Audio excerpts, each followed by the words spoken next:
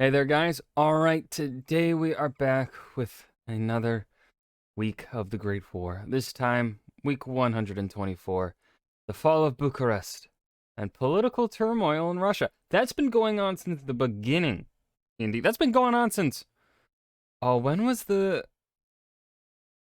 Oh, I'm forgetting my Russian history. Like, was it 1902, 1904, or 1908? Was it one of those? Was it even an even? Or was it like 1903? 1905. I don't remember. Also, it's like warm now. Like it's spring now. It's no longer cold, but I don't have like I like wearing my hoodies when I record these. I don't know why. It's just a thing I like. Uh, but right now I don't have the like I have a window AC, like a big chonky window AC. It's not in my window right now. It's put away from last summer. Um, because it's not warm enough yet to really justify taking out the window AC and putting it in. So like, I might be hot. I might get a little warm recording these next few episodes. So if you see me like dying, that's why. I don't know why I felt the need to explain that, but I did. Before we dive in, make sure you go and check out the links in the description box below. I would love it if you join the Discord and followed me over at Twitch. There we go. I can say words. I don't know why my brain is so weird today. This is the first video I'm recording today. I gotta record 3 more after this. I might not make it with the way that I'm talking right now. Anyways, let's dive right in. The Allies have not taken a single enemy capital over the course of the war. The Central Powers have taken. It's really amazing, like, when you think of the context of, like, when you think of that truly, how did the morale of the Allies stay intact? Like, that's. Yeah. Several: Brussels, Belgrade, Cetinje, Durazzo, and this week another one falls. For this week comes the fall of Bucharest.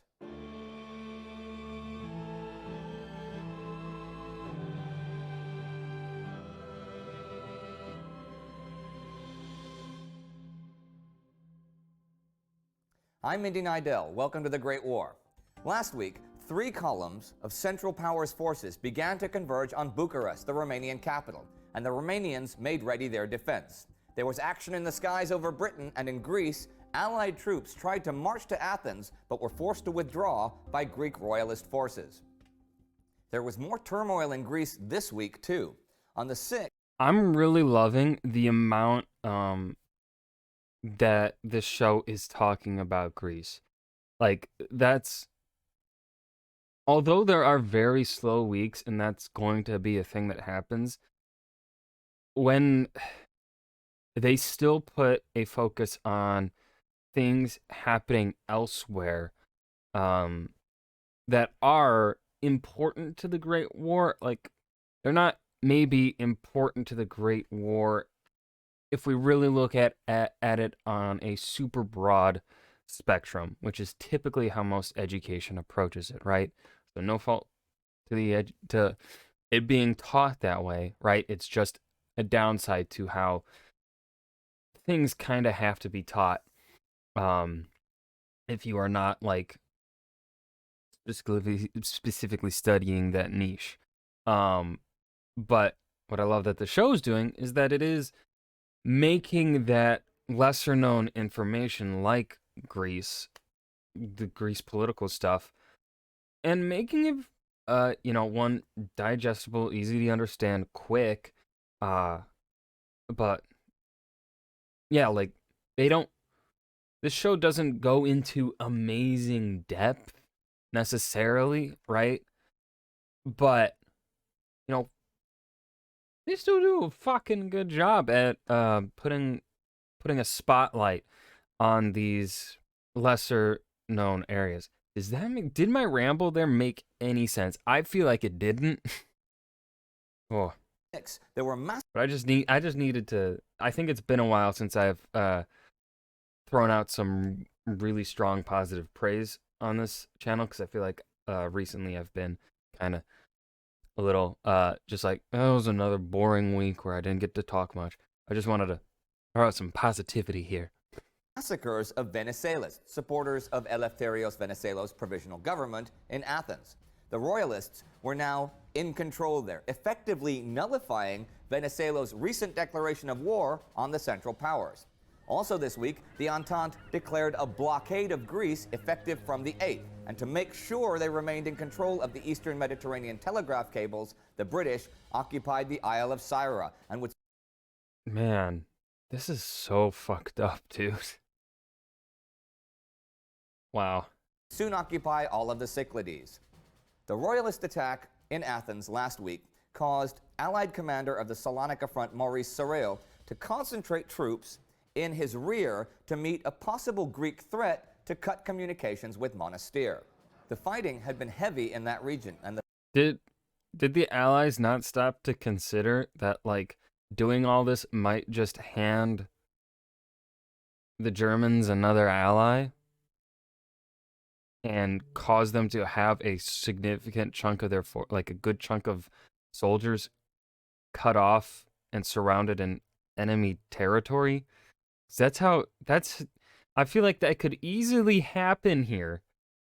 I mean, obviously I don't think it does, but it could have. I feel like that's a legitimate possibility at this time period. Like, you don't, right now, based on the information that we have on Greece that we've been told by Indy, I would say it's a toss-up between the pro-ally camp and the royalist camp, you know? the French had been unable to push the Bulgarians out of gun range of the city. The Germans had sent a division over from the Somme, and the Bulgarians troops from Dobruja, which I apparently have been pronouncing wrong for the last couple months, so thank you for correcting me. But they were not strong enough to retake the city itself. Honestly, I'm not going to notice, really, if anyone mispronounces things. I mispronounce things, I think, a lot, especially, like, even English words. And life there had become very uncomfortable. The shelling that the citizens there had been told was not coming did in fact come and wreaked havoc on the city. There was also a food shortage, but the city could not be evacuated because that would have blocked the single supply road for the Allied troops. Fortunately, or unfortunately, however you see it, the onset of winter would soon put an end to operations on the Macedonian front for the time being. The only foreign capital the Allies were active in was neutral Athens, but not The neutral country. Don't worry. The enemy, they may have quite a few of our allied capitals, but we've got neutral Greece.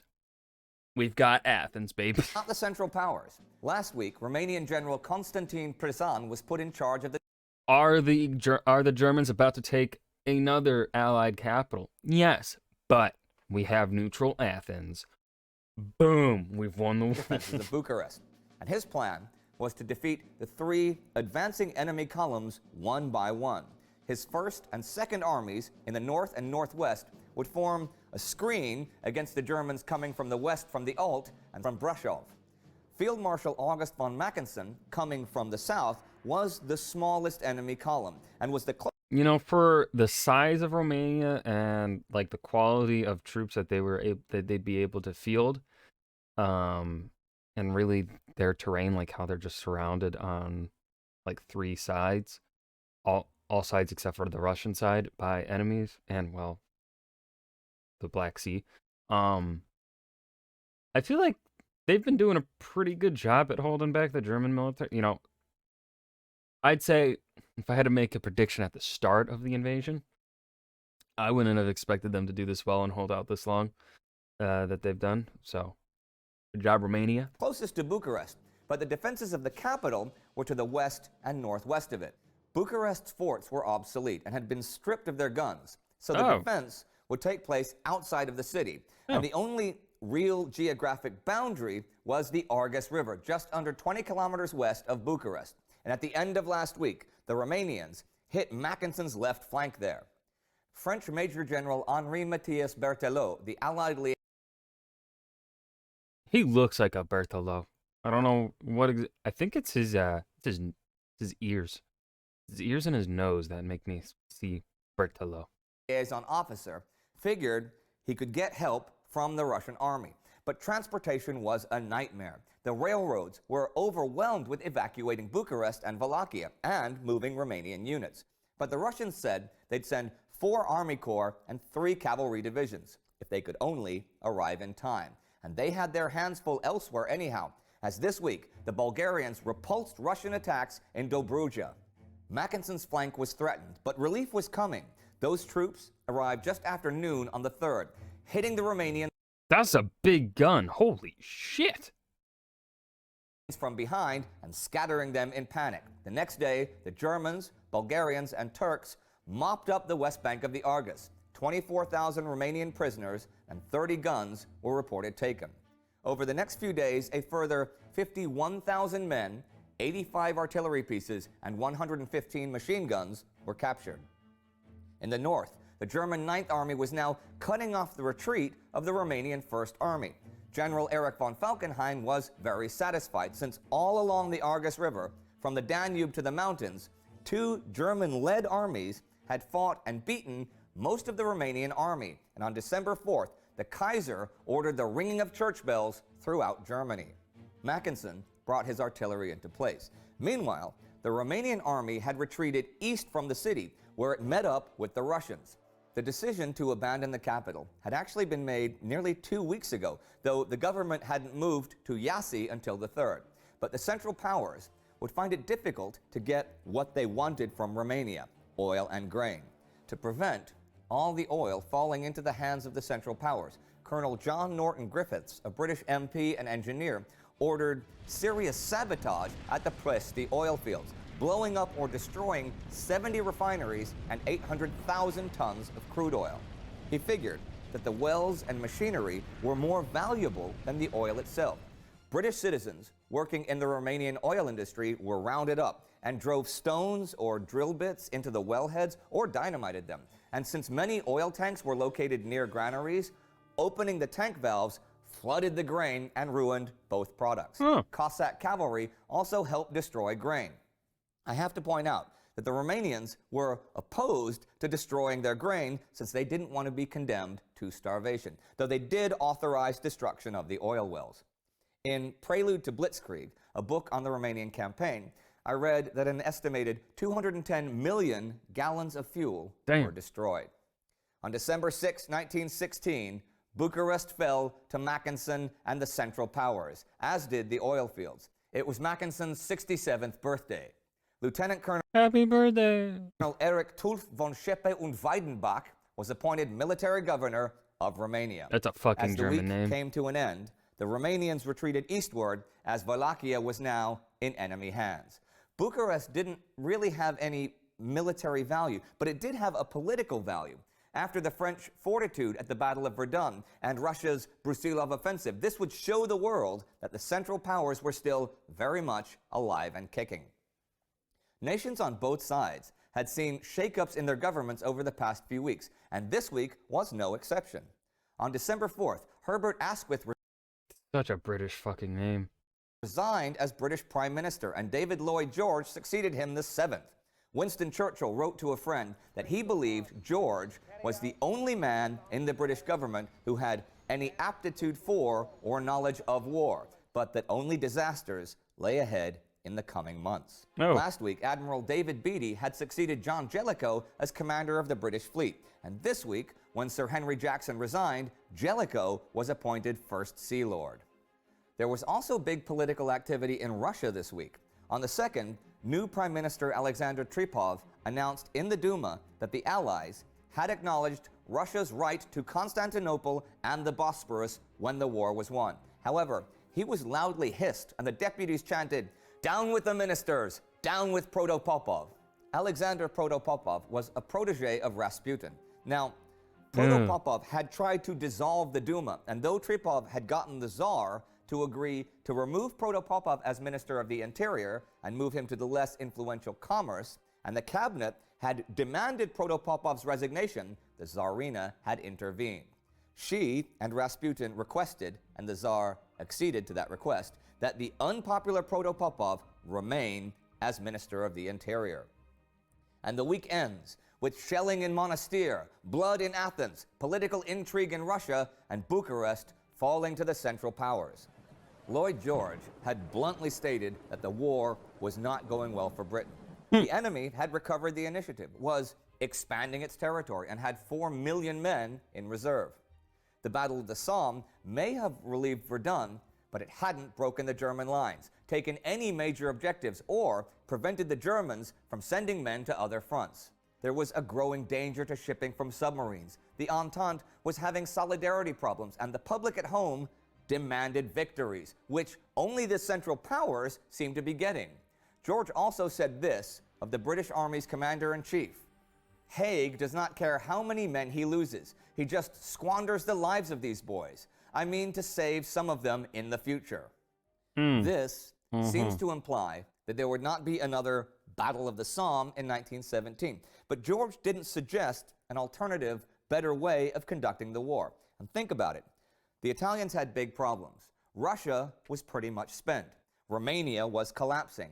The Balkans didn't help much this year. Mesopotamia was halfway around the world. So if not the Western Front, then where else would the British launch an attack? And there was no question about just playing defense. George insisted that this war was a fight to the finish. And that would mean fighting on the Western Front. And, it seems to me, that would entail more offensives on the scale of the Battle of the Somme. And that battle alone claimed over 1 million casualties in under 5 months. 1917 already looks grim. If you'd like to learn more about... And now's the fall of Bucharest. Political turmoil in Russia. The Great War, week 124. Nothing to add here at the end. This was a good episode. I enjoyed this one. I hope you guys did as well. Remember to hit that like button and subscribe for more. And I will see you guys in the next video. Peace.